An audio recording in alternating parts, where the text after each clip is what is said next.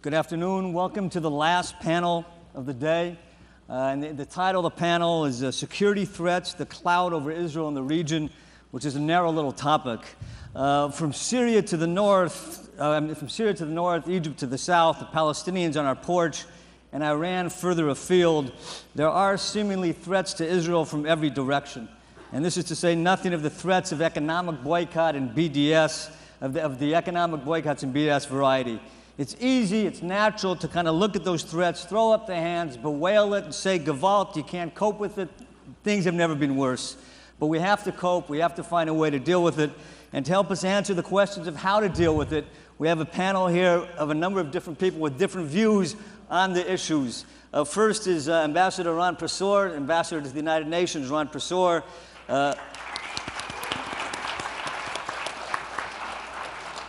Likud Beitenu, Chaver Knesset David Rotem of the Knesset's Constitution, Justice, and Law Committee, Chairman of the Constitution, Justice, and Law Committee. Nachman Shai, the former IDF spokesman, Chaver Knesset Nachman Shai, former Senior Vice President of United Jewish Communities, Labor MK Omer Bar-Lev, the former head of the Sayeret Matkal, and now a member of the Knesset's Foreign Affairs and Defense Committee, Admiral Marome, who we listened to earlier, and Carolyn Glick. Ambassador Prosor, I'd like to kick it off with you. The big issue now is the Palestinian threat to take Israel to the UN, to the international organizations, to the treaties, to different conventions. Why is this such a big problem for us? Why do we seem to be quaking in our boots at the prospect of them taking us to UN organizations or to the International Criminal Court in The Hague? Okay, let's first start with the issue of, the Palestinians are really they love the issues of titles and the benefits of being part of UN conventions and organizations. But there's a flip side to every benefit. There's also the issue of responsibilities and obligations. And unfortunately, I think, Abu Mazen failed to read the documents of some of the conventions he signed on to. Had he done so, he would have learned that the Palestinian Authority is in clear violations of many of those conventions that he signed on to. For example, the four Geneva Conventions, I think it's clear that the Palestinian Authority and Hamas, of course, are violating with Scud missiles, using mosques, hospitals, schools, using children and women as human shields. They're violating nearly every clause and syllable in that. Go over to the convention they signed on children's rights. I mean, child abuse, forced labor, forced marriages, and of course using children in state TV as suicide bombers. I think that clearly violates some of those conventions. And let's move to the issue of course, civil rights and political rights. I think this amazing paper, the Jerusalem Post, just was the one clearing the issue of Abu Mazen putting journalists in jail. That's not exactly under the civil and political rights. When you want to be part of those organizations, you also have obligations to really try and behave in that manner. So I would say that if the joining of those conventions, of course, would create on the Palestinian side a Jeffersonian democracy where feminist rights of Simone de Beauvoir will be part and parcel of the Palestinian society, then absolutely, very positive. But I think seriously now, the most important part is to understand that there are responsibilities and obligations, and unilateral acts would not achieve peace, but exactly the opposite. So the most important thing here is to go back to direct negotiations.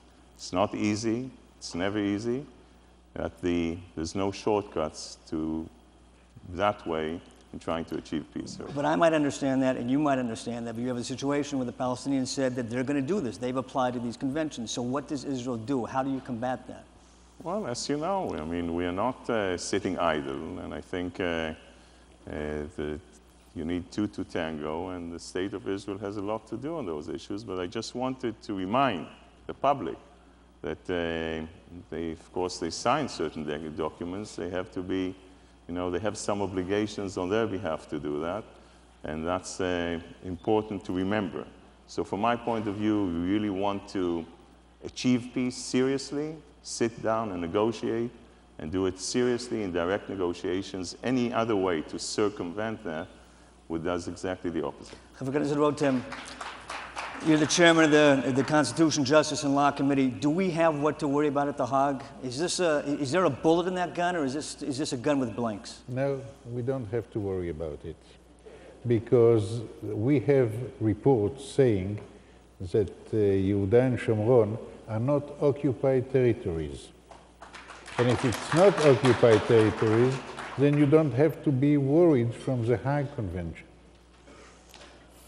So they go tomorrow, they apply to The Hague, or they take us to The Hague. What do we do? What should Israel do? Bennett today, Naftali Bennett said Israel should take Abu Mazen to The Hague. And Naftali Bennett said, so what? Do I have to speak for Naftali Bennett? No, let him do it for himself. I am not responsible for what Naftali Bennett says. But do you agree with that approach? I agree with the fact that we don't have to worry about the fact that they will take us to Hague. Yeah. You heard Carolyn give her pitch here for a one-state solution. What do you think? Thank you very much, and I'm pleased to be here. I would like to thank the Jerusalem Post very much for this very impressive conference, and to thank you all for coming, and to wish Eli Azur a lot of success. Now, I disagree with Carolyn. There's no surprise about that. I do believe that the solution, or the only solution at this stage, is two-nation state for two people. Although I know, and I've just heard Israel's wise ambassador to the UN saying that he doesn't see a chance for the near future, but he hasn't lost hope, and I'm not going to lose hope. Yet, in the time between, I believe that Israel should take every measure it can to push the Palestinians, or to deter them from any steps they are taking right now, either in the international arena or in other fronts, the economic one, the financial one, the commercial, i.e. the BDS. They should understand that this language should not be part of the negotiation or the dialogue between them and us. I fully oppose it. And I'm calling from here the Palestinians to reconsider their steps and to return to the negotiation table. There is a chance. I believe Israel is ready to talk to them in the same manner, in the same language, at the same place, and in the same willingness for some progress. And I believe this is the way to go. Thank you. So you're saying they should return to the negotiations in order to negotiate a two-state solution? Yes, let's forget the past few weeks. Sit with them again. I hope it's possible. I'm reading terrible reports now, which disturb me very much, mainly about the position America is taking now, which is cooling down the process and maybe also losing some hope. I believe America should be involved. I believe America is the only international power that may bring the two parties together. I see no other one, neither Russia, nor Europe. Let's give it another chance. I'm not going to return, and I hope we are not going to return either the Israeli murderers, nor other prisoners at this stage. Make no concessions, but tell the Palestinians Israel is ready again to talk to you about final status solution.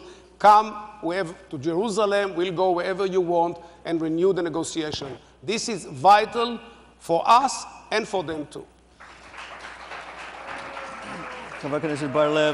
We heard Carolyn give a proposal for a one-state solution. You've recently come up with your own proposal, and that's if we can't come to agreement, to make some unilateral steps in the West Bank in order to come to some kind of modus vivendi.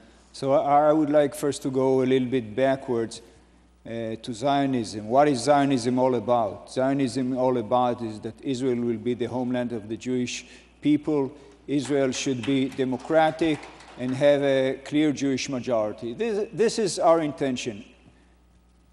If I may be an Israeli in here, and with no offense, I don't care about the Palestinians. I care about Israel and the Zionism. And in the last 10 years, Israel's leaders tried to stick to the status quo, and the result is Israel is stuck. And what I say Israel should move forward in order to be a Zionist country, democratic country with a clear Jewish majority. In order to do that, if the Palestinians want to come along, great. We'll come along, negotiate with them. But if they don't want to do that, we should move forward and do it step by step, unilaterally. Didn't the withdrawal from Gaza in 2005, didn't that kind of poison in the minds of many the unilateral approach? I mean, why would this be different? Yes, this is a good question because I'm used to being asked this question. And I don't find many Israelis, maybe, I don't think, that say, okay, let's go back to Gaza. So I agree that, we Israelis, we know how to do everything better than others. So each one of us, if he was Sharon, would do it differently. But Sharon did it the way he did it. I have certain criticism about that, but he did it, and I don't believe that any Israeli would like to go back to Gaza. So I don't think it's the way to separate from the Palestinians should be the way that Sharon did it. I think that it should go, as I said before, step by step. I think Israel should, first of all, issue the law of Pinui Pitzui, which is compensation to those settlers that would like to get out of the outer areas of the blocks and get either to the blocks or to Israel. Today there's something like 30% of those settlers that would like to do that. It will take something like 6 months. Then I think that we should move to the next stage, begin to implement that. I think that Israel should build housing for those settlers. One of the lessons we learned from the disengagement from Gaza. So it's a process. And the third step, if the Palestinians won't come along, the third step is to begin separation from them once we draw the updated borders, and we'll sit and we'll wait until they want to come and negotiate with us. And if they don't want, we'll remain with these intermediate borders that we'll draw, and Israel will be a secured, democratic state with a clear Jewish majority based on the principles of Zionism. Carolyn? Well, you know what I think of what he's... No, but what do you, specifically though, how do you answer the idea that, well, we can't wait forever for them to come around, we have to do something unilaterally? Yeah, and you know what I think what we should do. I'm sorry? There aren't 30% of the settlers who are willing to leave. That's right. First of all, from a factual perspective, that is just not true. And second of all, just to be serious. Maybe it's not true, but these are the facts. The last poll that was issued 3 weeks ago. Right. Sorry. Oh, okay. Well, there you have it, But what I was just going to say about that was, yeah, I think that's a terrific way to get them back to the table. Give them concessions and, expel Jews or buy new homes for Jews within the 1949 armistice lines. I'm sure that's going to really, that'll get them back to the negotiating table. And look, you're right. I don't think that there are many Israelis who want to go back into Gaza. But I also don't think that there are many Israelis, and I don't know, maybe you're right, but I can't imagine that there are many Israelis who, in 2005, were told by the government that they would experience 13,000 rockets, mortars, and missiles being vaulted at them from Gaza once we left, that they would have agreed to this. I don't think that if the people, that is, it was done under false pretenses of promising us security, which, the promises themselves were not credible, but of course, our colleagues in the media were very, very certain to ensure that that was the information that was getting to the Israeli people day in and day out, and that anybody who claimed that it was otherwise was attacked as an extremist and as ideological or political as opposed to professional and security-minded. And I think that we have to just set the record straight. The people who warned that this would happen, and that Gaza, which for 37 years, when Israel controlled its border with Egypt and had security control of the overall envelope of Gaza, was never more than a tactical nuisance for Israel, within just a couple of years became a strategic threat, where you have global jihadists who are operating in Gaza, stirring up trouble in Sinai, emanating from there. We had 20,000 Israelis who were within range of the mortars of Gaza when we left, and today there are 3.5 million Israelis, including in metropolitan Jerusalem and in Tel Aviv, that are within range. And when we're looking at the actual consequences of that action, people want to go back in there and fight again in Jabalia and Deir el-Balah? No. But we didn't want to be there for 37 years. The reason we were there, just like the reason that we were in Lebanon, was because when we weren't there, it came to us. And if we don't want that to happen in areas that we simply can't defend against those kinds of onslaughts, which is in Judea and Samaria and Jerusalem, then we have to be willing to learn from our experience and not repeat the same mistakes. You want to do it stage by stage, you want to do it otherwise, whatever. I'm saying learn, please. Please don't make us go back there again. I mean, we just can't keep doing this. We keep getting weaker as a result, not stronger.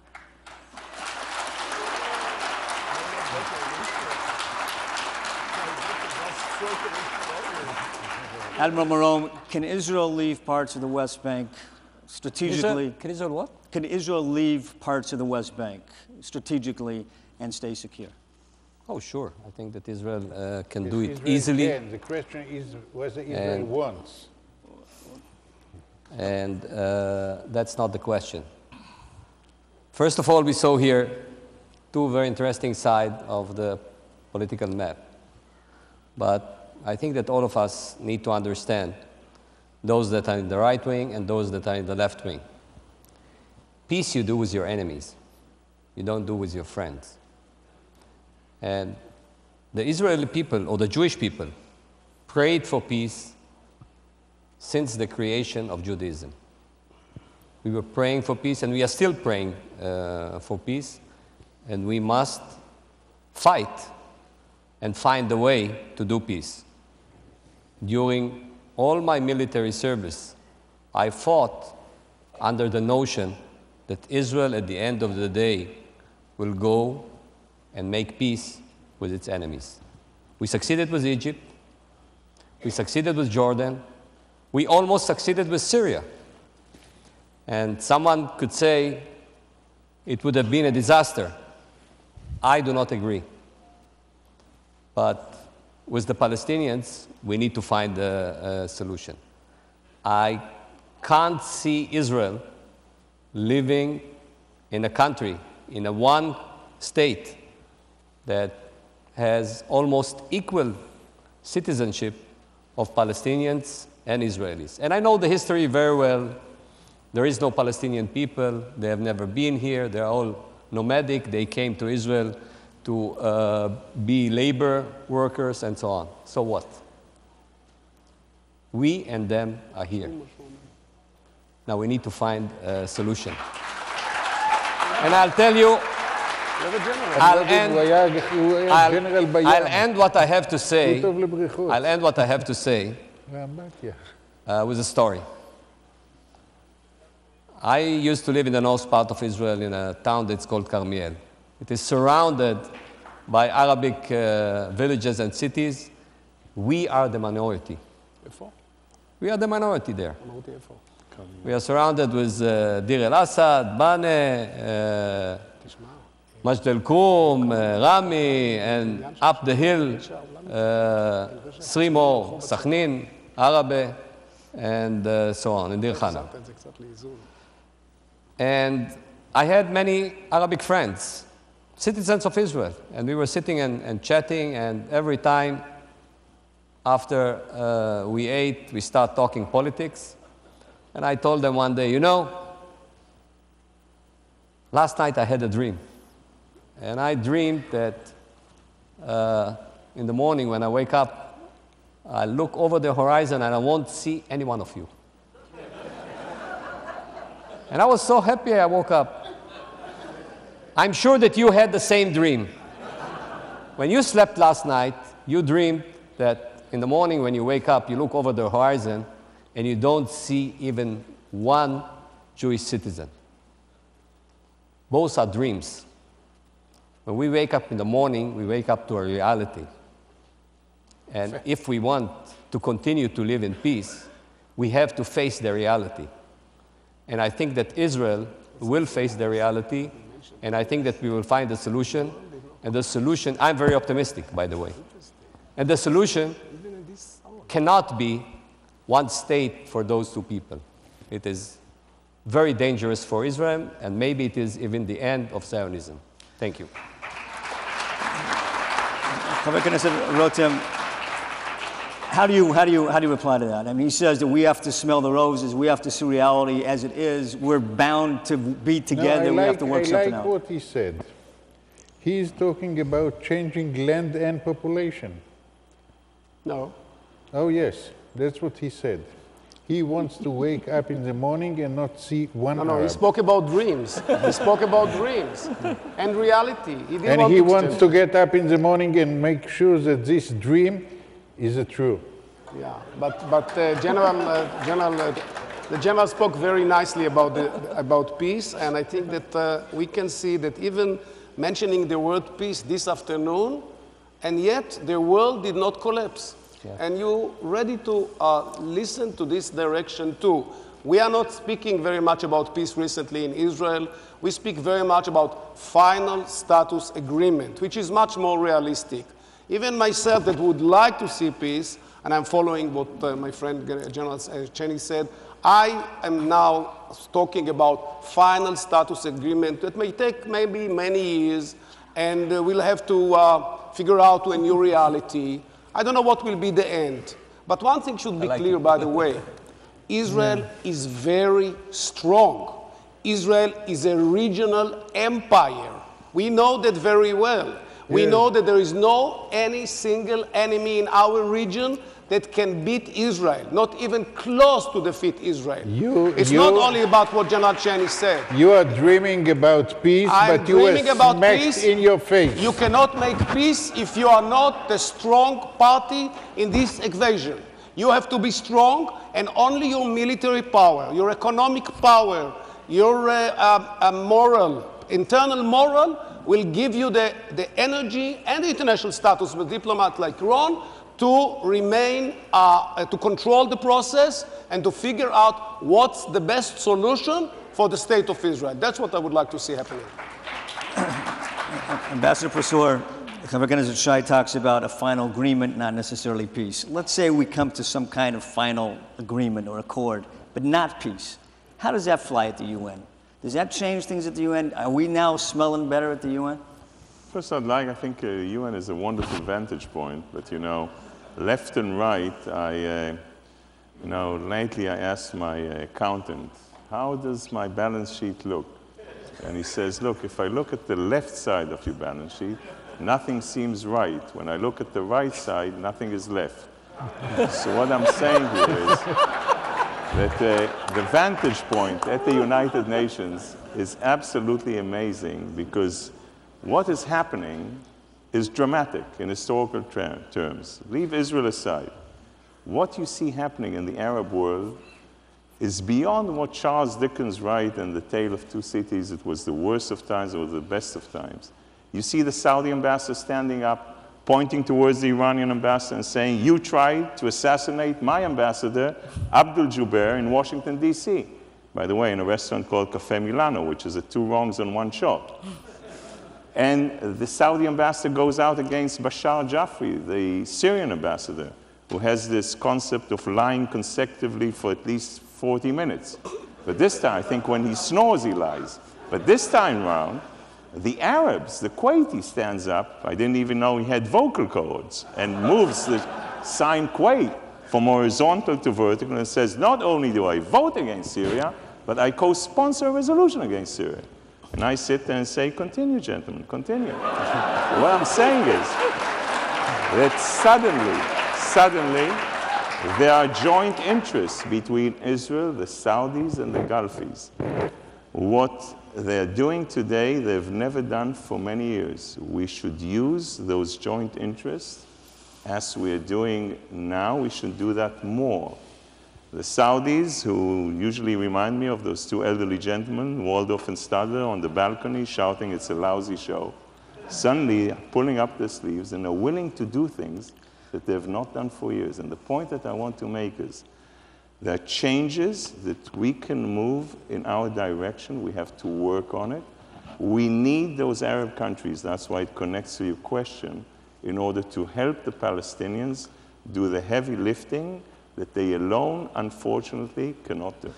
We've heard for years, though, that there's, behind closed doors, there's contact between Israel and the Saudis and the Persian Gulf countries. Are they willing to be seen with you in public? And does anything matter unless they would be willing to see you be seen with you in public? First of all, it's not küss mich nicht unter den Linden. We're not kissing each other exactly on the main highway. But I can tell you that we are talking with nearly everyone except, I think, for the Iranians or the Syrians. Yes, this is, like I said, look at the Saudis, the Gulfies, the others feel that the rope is tightening around their necks because of Iran. The threat is a threat of their own survivability. They now have some joint interests with us that for many years were not there. Let's work on that because that's important for achieving what we're trying to all achieve, and that is comprehensive peace. Mr. Bar-Lev, we've discussed up until now the Palestinians. What do you think is the major security threat out there that the Israeli government isn't paying sufficient attention to, is not paying sufficient attention to? We hear a lot about the Palestinians, about the Iranians. What's out there that's going under the radar screen? Regarding military threat, I don't think there is a threat that Israel is not paying attention to. And of course, the strategic threat from a military point of view is the Iranian, and as we all know, Netanyahu puts a lot of his pressure on it, and the IDF is preparing its ability to deal with that if we won't have any other option. And I believe this is the only military threat. Of course, there is the strategic threat, as I mentioned before, to the Zionist dream, which is Israel a homeland to the Jewish people. And this threat is invisible. It's not a military threat. It's an invisible threat that, as you all know, Israelis are well aware of the price of the cottage every day and the price of housing. And this invisible threat of the demography and getting and moving forward toward one state to two nations, this is a strategic threat, but it's not a military one. Regarding all other armies around us, the threats that we had 20 and 40 years ago, the tactical threats were gone. Syria's army collapsed, Iraqi army collapsed, the Hezbollah is involved in the civil war in Syria and is quite weak. Hamas is weak. Egypt is in internal turmoil, and regarding military, it fought Al-Qaeda in the Sinai Peninsula and blocks Hamas. So from a conventional point of view of a potential threat, Israel is, as MK Nachman Shai said before, Israel is very, very, very strong. I hope you like it. Yeah, we like it very much. But we are as strong. long as they kill each other, we like it even better. One point should be mentioned, and I always keep saying that. We are strong because of the people of Israel. Because the most important natural resource we have is not natural gas in the Mediterranean. It is the natural, the human resources of the people of Israel. This has been and always been the secret of Israel. Let me ask you a follow-up question to that, if I can. And of course, Nachman, the Jewish community around the world. Absolutely. It's part of Zionism, it's part of Israel. Doubt There's about no question about it. But the follow-up to that question is, if things are so good and we're so strong, why do we feel so bad? Because we are Jewish. I think it's because we are Jewish. and we are Israelis. That's an additional to the very fact that we are Jewish. So both of them brings it to the... No, we should be very pleased in general where we are. Very pleased. I'm not undermining the crisis in this negotiation. I have no doubt about it. I'm sure we'll find a way to overcome it. I don't expect it will stay that way for a long time. It will get better. I believe so. But in general, look at Israel today, 20 years ago, 40 years ago, 60 years ago. Don't you see what a great success story it is? Don't you see? And I agree with my friend Omer. It's also the credit goes to you, Jewish people all around the world that stayed next to us in any given opportunity, in any given crisis, and always embarrassed. Thank you very much. Carolyn, your columns are not necessarily enthused with this optimism from week to week. How do you answer this? I mean, he's saying we're strong, we're doing well. We got to stop yelling Gewalt. I never yell Gewalt. I'm sorry? I never yell Gewalt. You never yell Gewalt. I say oi, but I never say Gewalt. You know, I just actually want, first of all, like I said in my speech, I am wildly optimistic. Because why? Well, because I know that my kids are so much better than I am. And so when they come of age, obviously, everything's going to be perfect. Because, you know, every generation, it seems that the Jews just get better. And, you know, I'm so excited by what's going on in Israel. I made Aliyah in 1991. And the difference between where Israel is in 2014 and where it was in 1991 is just enormous. I mean, it's really not the same country in so many different ways. It's so exciting to live in Israel today. It's the most exciting place to live today. So I'm extremely excited. And the one thing that I have to say that I really just wanted to add to what Ambassador Prosor said about how the situation in the Arab world, the convulsion of revolutionary activity and violence and all the rest of it is reflected in the UN. Look, you know, I don't wake up in the morning wishing that people would disappear. I really don't. I mean, the security guards, as you know, at Mevaseret Mall, where we all do our shopping, they're from Abu Ghosh. I mean, it may be sort of funny, but it's true. And what's the big deal? And they're there working with the Ethiopians who are from the neighborhood. So, I mean, this is what's going on in Israel today. And the dynamics that you see in the Arab world changing so rapidly before our eyes and developing new opportunities for us on a daily basis, both diplomatically and strategically and otherwise. I mean, it's happening among the Palestinians as well. It's happening among the Israeli Arabs as well. And why is it that we can see everything abroad changing, but what's in front of our face has been completely transformed in the last 2 years, and we have to be willing to acknowledge it and stop saying that what we've seen in the past is what we're going to see in the future, because everything is changing. That's really the only thing that we can depend on. And and then going back to the optimism thing, you know, everything is changing there for better. If we can identify the trends, if we can see the opportunities and the threats and capitalize on the former and work to minimize the latter, I have no doubt that our future will be ours to own and determine in a way that we've never done before. We've never had it so good as Jews before in our history as we have today.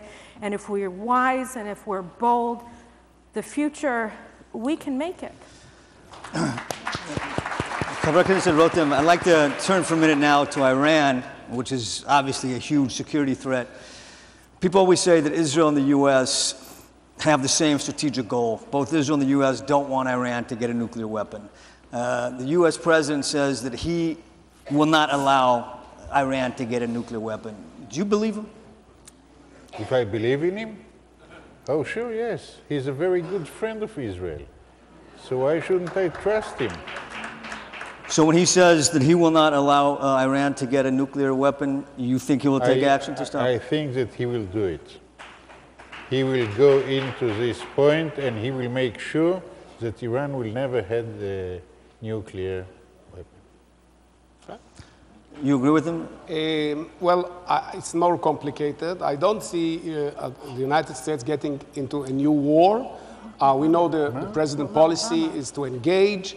But I believe that at the end of the day, if it really comes to the point when Iran breaks the current agreements, and there is some time that we can judge whether they comply with them or not, I believe that the United States will have to stop Iran. Will have to. It's not a matter whether he wants or doesn't want the president. The United States cannot afford nuclear Iran. It's not only about Israel, it's about the entire region, it's about Europe, it's about the entire world. And that I believe there'll be no other alternative after giving the chance to the Iranians but to take action and to stop Iran.